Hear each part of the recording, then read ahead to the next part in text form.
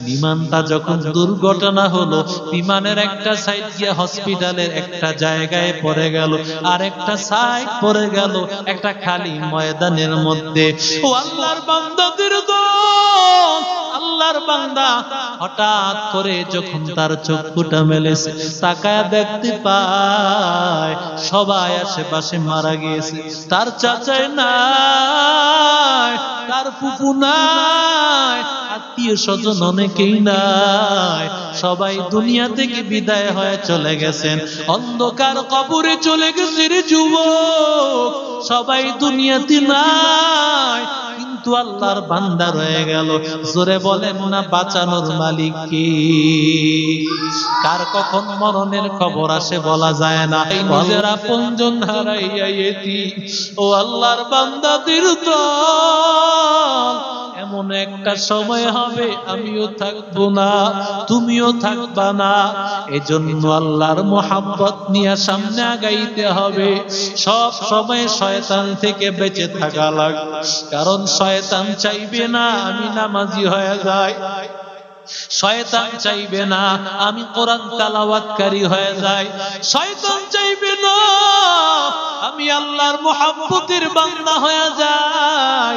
ও আল্লাহর বান্দারা, আল্লাহ তাআলা যাকে চান তাকে বাঁচান। বাঁচানোর মালিক জোরে আওয়াজ করে বলেন কে? আরো জোরে বলেন। ওই ভারতের হায়দ্রাবাদ এলাকায় আপনারা ঘটনা শুনেছেন, আল্লাহর বান্দা 242 জন একটা যাত্রী নিয়ে বিমান রওনা করেছে।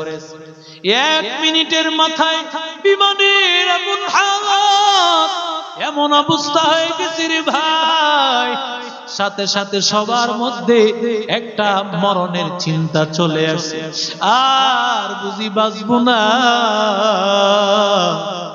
লন্ডনে রওনা করেছে বিমান, কেউ যাবে লন্ডনের বাড়িতে বিবাহ করার জন্য, কেউ বা নিজের স্বপ্নটা সাজাবার জন্য লন্ডন রওনা করেছে, কারো মা বাবা লন্ডনে আছে।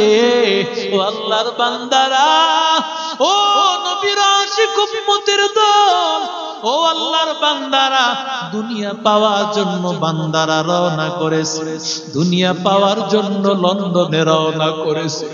ওই দুনিয়া পাওয়ার জন্য যখন লন্ডনে রওনা, ও আল্লাহর বান্দা রওনা করার সময় যখন বিমানে হঠাৎ করে যখন দুর্ঘটনা হয়ে গেল, ওই দুর্ঘটনার মধ্যে 242 জন যাত্রী সবাই মরে গেল।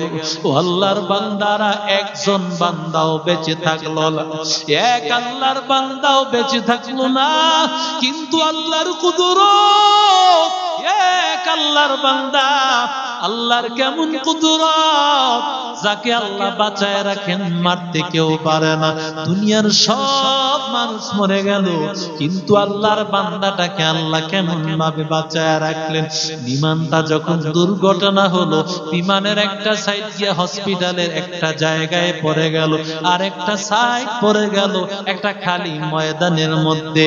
ও আল্লাহর বান্দাদের দল, আল্লাহর বান্দা হঠাৎ করে যখন তার চক্ষুটা মেলেছে, তাকায় দেখতে পায় সবাই আশেপাশে মারা গিয়েছে। তার চাচাই নাই, তার ফুফু নাই, আত্মীয় স্বজন অনেকেই নাই, সবাই দুনিয়া থেকে বিদায় হয়ে চলে গেছেন, অন্ধকার কবরে চলে গেছে রে যুবক।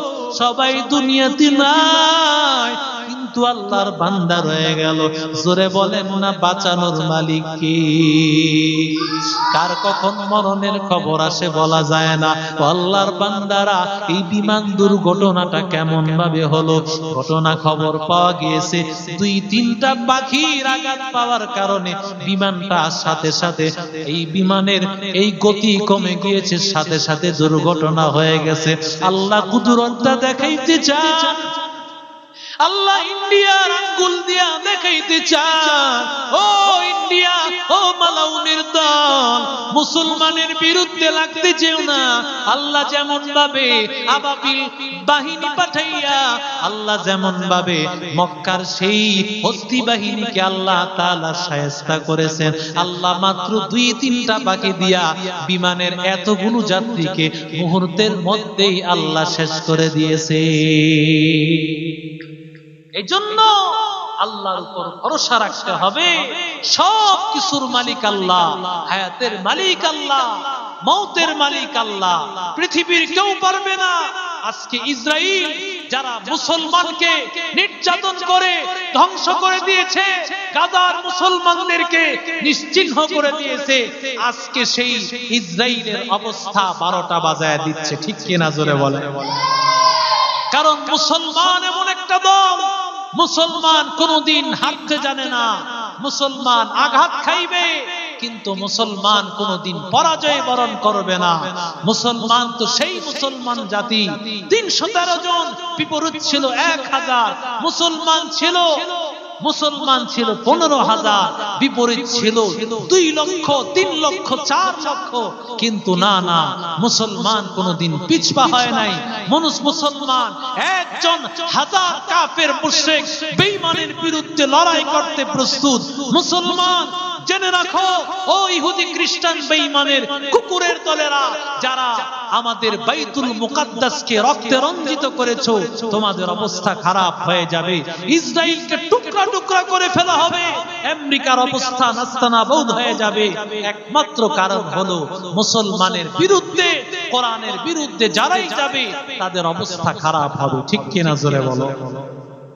আল্লাহ আমাদের সবাইকে কবুল করেন, আল্লাহ মুসলমানকে কবুল করেন, আল্লাহ এদেশকে হেফাজত করেন, আল্লাহ আমাদের সবাইকে আল্লাহ কবুল করেন। সুবহান রাব্বিকা রাব্বিল ইজ্জাতি আম্মা ইয়াসিফুন।